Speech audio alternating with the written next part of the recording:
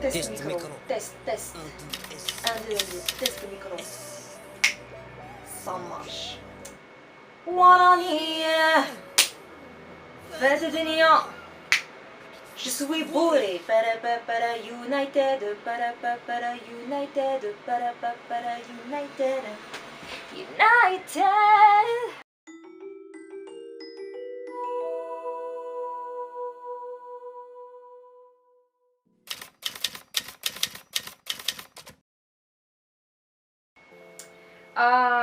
Hi. In case you don't remember me, because it's been almost a year that I haven't been filming. My name is Mary Go-Round and welcome to the second episode of Bedtime Talk. Yay! This is a series that I'm very proud of actually, because I feel like we can share and understand each other so much through our experiences, and I will try to be as open as I can because I feel like even though it's not very encouraged nowadays, the more you show, I mean your vulnerability, the more you can relate to people and people can relate to you. So I am being brave today by being vulnerable, and I encourage you guys to be vulnerable as well with people who are trustworthy and close to you, because that's how you create intimacy and that's how you create empathy. So, ooh, nobody told me that it was like that. 2018 was a good year for me. I learned so much about myself. I learned to interact with others and to develop this self-love that I was craving for all my existence.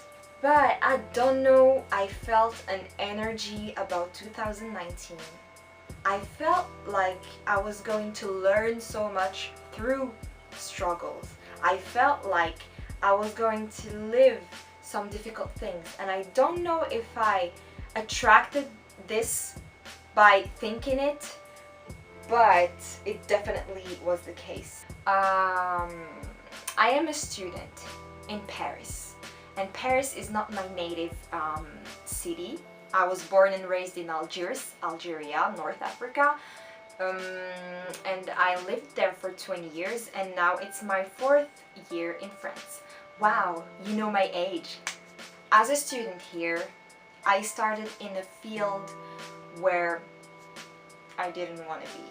I don't even know why I've been in scientific fields since high school, but I don't regret anything because everything got me to the point where I am today. Since my family has always been in the scientific field, I just, followed the road, and I never really had I never followed my artistic soul, and I went against it for as long as I can remember. But 3 years ago, I was like, I'm done. I am done. I will try one last time, and I will see if I can make it, if I can become an artist. And I basically succeeded to this mission that I gave myself for so many years. But I don't know, last summer there was a shift. There was a shift where I stopped taking care of myself so much, and I started to get drained again in the everyday life, and just stopped giving myself time in my everyday life. I stopped yoga. I was not practicing so much. I was not taking care of my back. I have scoliosis. I just stopped, and I was like taking all the efforts I made for granted, and all the results that came from these efforts for granted. I was like, I'm good now, so let's stop taking care of myself. Let's just go on with my life, and let's just enjoy life and not slow it down. I was just, let's go. This year I joined a K-pop dance cover group named Pink Cloud, and it was a very, very, very, very good experience, and I met so many good people. But even in this field, I started to pressure myself. I started to be like, I gotta be the best version of myself, but not in a good way, in an unhealthy way. I want to be perfect, I want to dance, knowing that it's been like 4 years that I haven't been dancing, so it was the first time that I got back to dancing ever since I stopped. So yeah, there was dancing, there was my school, which is the priority for me. If you don't know it, I'm in the video game industry basically, and I am studying game art, which means, in very short words, there are people who think the game and there are people who create the visuals, and the people who create the visuals are us, based on what game designers, level designers think and imagine for their games. This year was very pressuring for me because I wanted to succeed in both fields, in dancing, in my studies. One thing led to the other, and I started being anxious again. I started being worried and afraid to fail. You need to know that when I am afraid, I just I'm not as performant as I can be, which is logical because you're stressed out, you start having nightmares, you start having negative thoughts like you're not good enough, you should be better, you should be better than that, you should be like this, like that, and you should be loved. And I started to re-become a people pleaser. I've always been someone who preached the fact that you don't care what other people think, and you don't care how people look at you. But this year, oh my god, I never thought it would happen to me, you know? I wanted to please my teachers, I wanted to please my classmates, and the only person I didn't want to please was me. I didn't even think of pleasing myself. I started doing things for the wrong reason. When I created art, it was for my teachers to be satisfied and for my teachers to be proud of me. And when I started dancing for my choreographies and everything, and I was like, I want my manager to be proud of me, I want my members to be proud of me, and I never thought of myself. I wanted my parents to be proud of me as well, but this is something else. I love my parents. I know you're watching because they're my biggest fans. Hardcore! Yeah, that's the thing. It switched in my mind, and I never thought in a million years that after overcoming, you know, I've been through, I don't like labels, but I've been through depression. I don't want to call it depression, but I've been through struggles for a long time. Easily, should I say 10 years? More than 10 years. Like ever since I was a child till I grew up. But I overcame this depression in maybe 2016, 2017.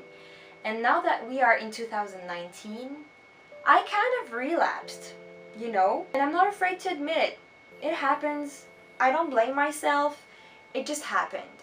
That's the way it was supposed to be for me to learn how to become stronger. As I said before, I was feeling anxious, I was doing things for the wrong reason, and I was failing. I was not having the best results at school because I was always in a bad mindset. Generally in art, you create art that you love. That's what you want to tell the world. That's the story you want to tell. Listen, I don't want to blame anyone, but I have to admit that in the video game art industry, we are pushed to be the best and to compare ourselves to each other, to compare your creations to others' creations. And why? They're like, if you want to work for big corporations like Ubisoft or like Naughty Dog, you gotta be the best out of all your classmates. And I'm like, no, I gotta be myself. I gotta be telling my story, expressing my full potential. That's what I should do. I should compare myself to myself. To be like, okay, this year I'm gonna learn this and this and this, and I want to do this, and I want to tell this about my culture. I want to say this about how I feel about society, about, you know, everything that motivates me, that moves my soul. And I shouldn't do things because I gotta be the best. Like, I'm sorry, but that's pointless for me. I know that it motivates a lot of people to have competition, but for me, oh my god, it just gives me anxiety and it just makes me afraid of failure, and that's the worst thing that can happen to me, is to fall back into that obsession for perfection and obsession for never failing. And what's failure anyway? I am enough by being. I should just be. Just be, and stop worrying so much. I don't want to worry anymore, because you know, an artist especially, when, you know, not even artists, everyone, doctors, architects, everyone, if you are peaceful in your mind, you can do so much more. You can create things that are so full of love. I don't want fear to be my motor. My moving energy shouldn't be fear. It should be love. It should be peace. It should be happiness, even sadness, even anger, but I don't want it to be fear. However, when winter was over and the sun came back to life, you know, as a Mediterranean, Algerian, North African girl, the sun is everything to me. If the weather is good, I am the happiest girl in the world. So during spring, I got some power back and I was so motivated, even though I had a certain teacher who told me that I would never make it. Even though I tried my hardest, I would never make it. And I was like,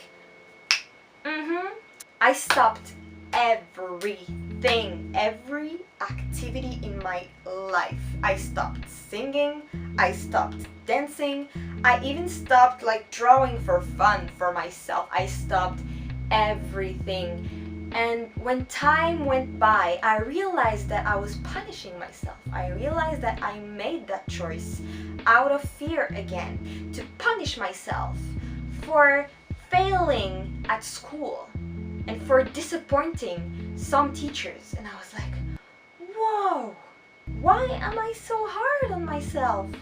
Why don't I just do my best and be positive? Why don't I tell myself that no matter what happens, I will always be safe? I am safe in the universe. I am unconditionally happy. And nothing can break this safety and this happiness and this self-confidence that I have. Nothing. Thank God I had my two friends at school who reminded me that I'm not obliged to take this opinion from that teacher as the truth. It's not the absolute truth that I will fail no matter how hard I tried, because this teacher is a human being as well. So I gotta make the choice. Either I keep his opinion as a truth, or I don't, and I just do my thing, and whatever happens, happens, and it will be my destiny. You know, if you do your best, I feel like what happens is what is meant to happen to you.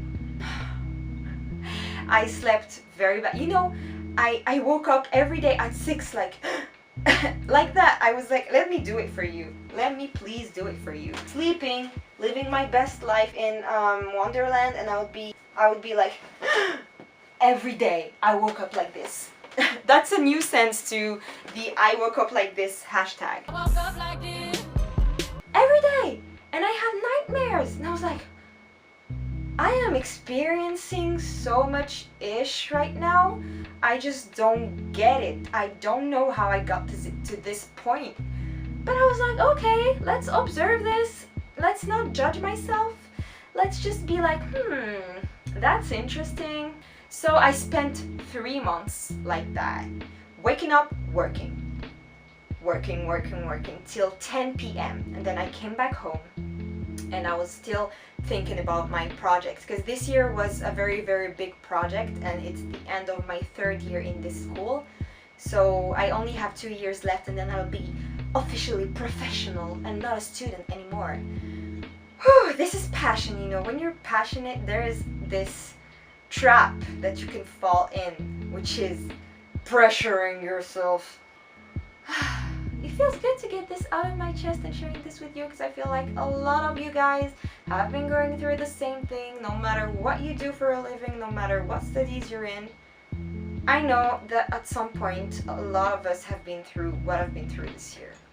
And let's not talk about the financial issues, because I got to work on my relationship with money and incomes, and I gotta talk about that in another video because it's such a huge topic and I learned so much and it's mind-blowing.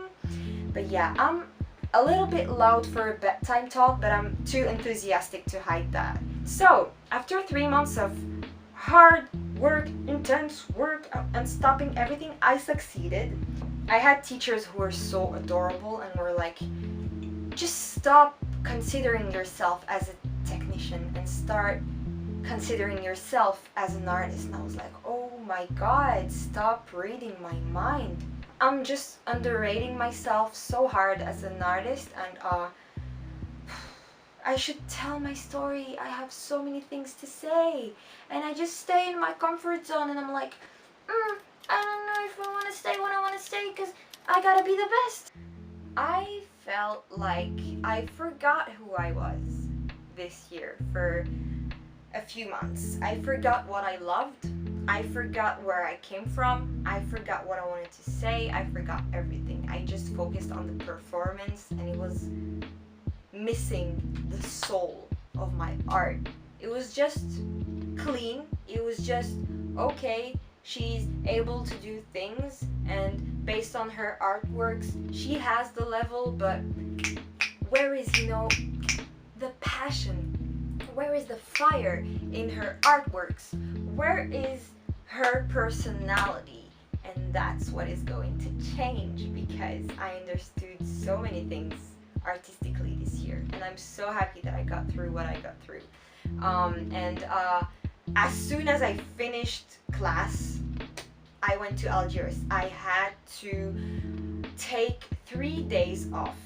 I reunited with my parents, my sister, one of my 2 sisters actually, and my niece, my boyfriend, everything. And I just remembered what I loved, how relaxed life felt like, and what food I like, what places I like. I had to go to the beach because water is my element, and if I'm at the beach, I'm just I remember I spent one day at the beach with my friends and my mom, and I forgot about everything. I was just in the moment. We laughed, we played, we swam, we enjoyed our time so much, and I was like, yeah, that's what it's about. It's about being in the present moment. It's about just giving everything you have in your heart to just be yourself, and it was so fulfilling. It was a simple moment like that, and I went back to Paris fulfilled, and I went back to Paris full of life, full of power, and I understood so many things about myself. I understood what I want, what I don't want, and one of my closest friends sent me something and said, soyez assez fort pour vous éloigner de ce qui ne vous convient pas, et soyez assez patient pour attendre les bénédictions que vous méritez. I am going to wrap it up here for this episode. I just want to say that one of the biggest lessons that I got from this year is that no matter what happens in my life, I won't stop doing what makes me happy in order to succeed. No matter what happens in my life, no matter the struggles, I am safe, I am happy, I am lucky to have all this love around me, to have a supporting family, and to have a good support system and positive people around me. And if you are a negative person in my life and I discover it, you're out, or I'm out. It's the same. But I saw a post by Will Smith on Instagram this year, and it will summarize everything I want to say. At this point in my life, If I catch one bad vibe, I'm out. So, this concludes this episode today. I hope that you enjoyed it. I hope that it made sense for you and that it I just hope it gave you something and it made you feel less lonely and less isolated in this world. And you can reach out to me in the comments on Instagram. I always try to answer everyone, and I often do Q&As in Instagram for us to share our advice and our experiences. So thank you so much for watching today's episode of Bedtime Talk. It was the second episode, and I am back. I'm so happy. Sweet dreams. Je vois tes yeux de miel que je tartine dans le pain de mie de l'amour. Ça me s'excite que je trempe dans le chocolat chaud de mon désir. Oh là là. Et t'adores ça, hein? T'adores ça, hein? Hein, t'adores ça, hein?